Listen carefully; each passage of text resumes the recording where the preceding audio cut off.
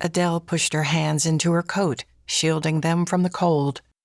Her tired old boots hit the cobblestoned floor, and she fought a grimace each time the worn leather beneath her toes struck a stone. Her feet ached. The brown boots were the only things she had that were fit for the weather, along with the old gray coat she'd inherited from her mother. A lump formed in her throat.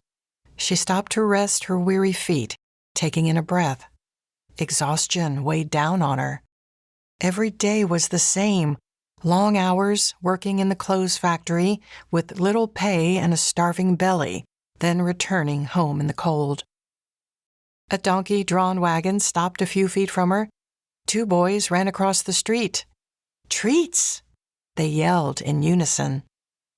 The vendor dispensed treats to the boys, mumbling words that made them laugh. A wave of nostalgia crashed over her as she remembered skidding down the streets, tugging at her father's hand each time she saw the vendor.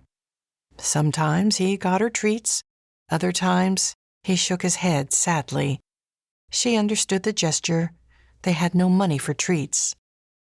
She'd give anything for a chance to hold her father's hand again. "Flowers!" a shrill voice yelled. Adele turned to spot a little girl on the sidewalk. She was holding out a basket to the pedestrians. Adele's lips curved. She'd done the same years ago, standing next to her mama, selling whatever they could to buffer the family earnings. Adele followed the girl with her gaze. The little girl stopped in front of a church. "A place of hope," an inscription read. Tearing her gaze from the church, she continued her walk home. Home was a dingy room she shared with 2 other girls in a lodging house several miles from the church.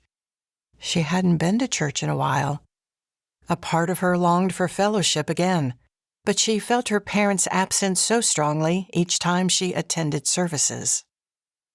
Warmth enveloped her as she entered the lodging house. It smelled of wet wood and sweat, and the spicy aroma of dinner. Her stomach rumbled. She walked past the grumpy clerk, who was peering into the records with a frown. Adele didn't bother mustering a greeting. The clerk wouldn't respond anyway. The hallway was dark and depressing. The sounds of an ongoing argument were loud in her ears as she passed by a room. Something broke, and the woman's scream made fear creep up Adele's spine. Adele hurried past the door. She didn't want to be there when the angry man left his room. Everyone in the lodging house knew about the arguments.